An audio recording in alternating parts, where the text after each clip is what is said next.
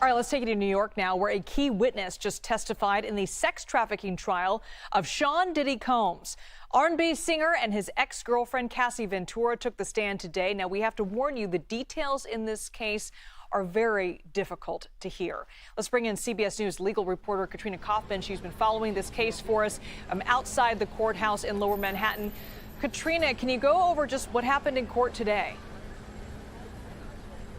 So we are currently hearing from Sean Combs' ex-girlfriend, Cassie Ventura. She walked into the courtroom today in a very tight brown dress that shows off her very late stage pregnancy. This is actually something that the defense was hoping not to have happen. They felt that the jury seeing her pregnant might make her seem more sympathetic to them. It looks as though they lost that battle in front of the judge.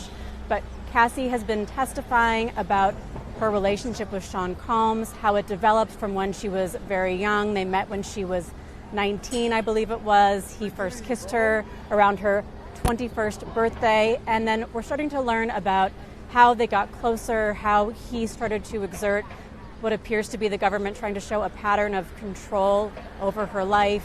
She was signed to a record deal with his company, but they only put out one of the 10 records that she was supposed to have. So he was in control of a lot of her finances. He got her apartments. She has started to testify about the abusiveness in their relationship and the sexual proclivities that he introduced her to, like voyeurism and something that he called freak-offs, where she would get male escorts or he would get male escorts, and they would engage in sex acts for anything from hours to days.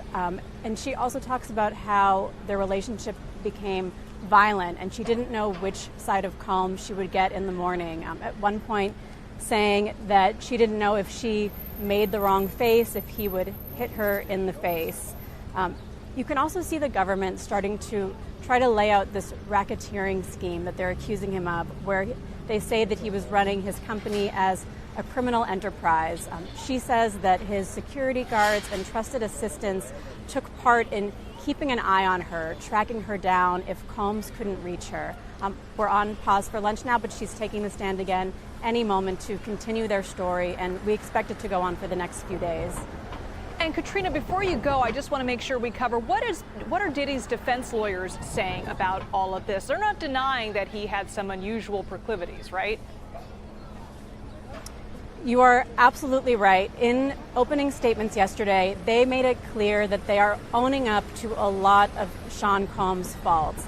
They say that he's guilty of domestic violence, that he has committed assaults, that he has a really bad temper, but they're saying these are not the things that he's charged with. You know, at the same time, they do want to really make him seem more empathetic to the jury. It was even just interesting watching Sean Combs in court today.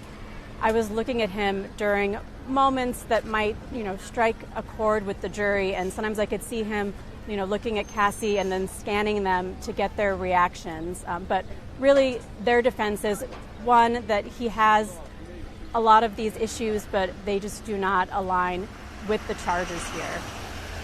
Katrina Kaufman live outside that courthouse for us. Katrina, thank you so much.